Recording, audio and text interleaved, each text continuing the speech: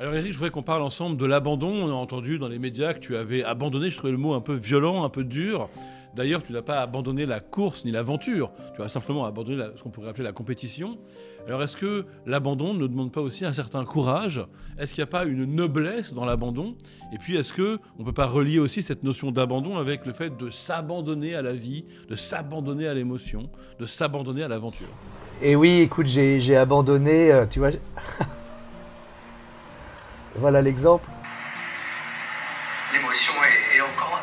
Hyper importante. Donc oui, j'ai abandonné il y a une dizaine de jours, mais je n'ai pas du tout le sentiment d'avoir abandonné. Alors certes, je suis hors course, j'ai demandé une assistance, mais arrivé à terre, je me suis pas déshabillé, je suis resté en tenue de mer.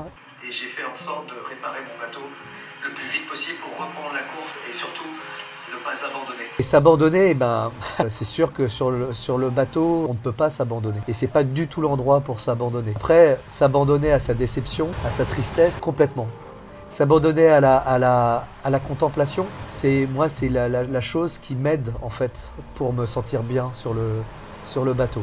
Et le fait de m'arrêter, de prendre 1 à 2 heures par jour, par 24 heures, à juste regarder l'océan, c'est mon carburant en fait. Et là, après mon abandon, le fait de sortir de ma tristesse, c'est le fait de pouvoir naviguer, de faire ce que j'aime le plus au monde, qui me donne le goût de continuer.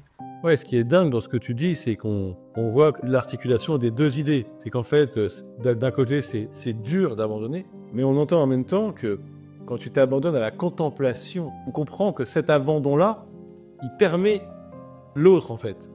Il permet le courage de savoir renoncer et de dire voilà, là je suis obligé d'être responsable parce qu'il y a un risque pour le bateau, un risque pour ma vie aussi. Et en même temps, ce qui donne la force, et ça tu le dis très bien, c'est de retrouver l'essentiel, c'est-à-dire la beauté, quoi. La contemplation du mystère, la puissance de l'océan. Et je trouve ça très, très beau et ça nous invite, nous tous, même si on n'est pas navigateurs, à dire voilà, moi c'est quoi le lieu où je me ressource, qu'est-ce que je dois contempler qui n'est pas moi pour retrouver ma force à moi finalement.